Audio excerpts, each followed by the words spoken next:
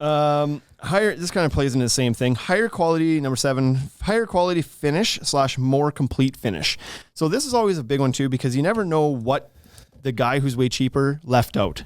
Because often, especially with those guys that don't do a proper takeoff and like, I don't know how much of that you want to share with the customer on your quote, but they haven't necessarily considered and included all the things that you would. My standard finish on a deck might be a lot different than Wade's or the guy who doesn't do them all the time. He may not have even included fascia because he doesn't even know that fascia is a thing.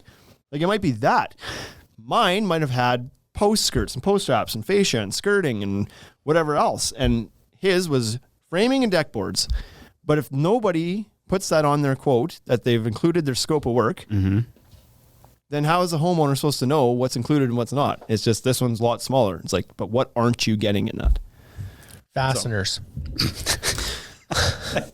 Brad nailed the decking down. For real life. Like, I did a quote years ago on a job, and it was the same scenario. I can't remember what the numbers were. I was 18 and he had a quote for 11. I think it was roughly like that. Like, I was close to 20 and they were close to 10.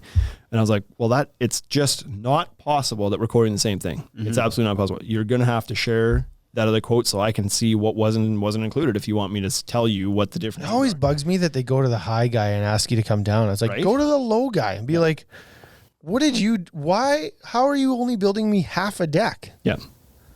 So in this case, there was 3 major things that contributed to the $8,000 or $9,000 difference in price, whatever it was. 1, no lights in the other guy's quote. He had asked me to quote lights. So there was a lighting package in there. Number 2, I was building a curved deck. Other guy was not building a curved deck. That's a whole lot more money to curve the deck versus somebody who's just going to do it square. Number 3, I was putting the house at an existing row of piles that were poured with the home builder, and the way they wanted it built was going to require 2 more piles. I was putting in 2 more piles.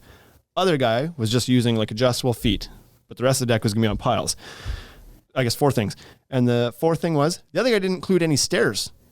Oh, wow. Oh. And the deck was 6 feet in the air. Did it have a pole or a slide? There was nothing. Fireman's pole. It was a we'll figure it out later kind of thing. Oh yeah. So Once I get you in here. This is like 9 steps down. Like, that's a big staircase that I had completely trimmed out with a landing at the bottom of it.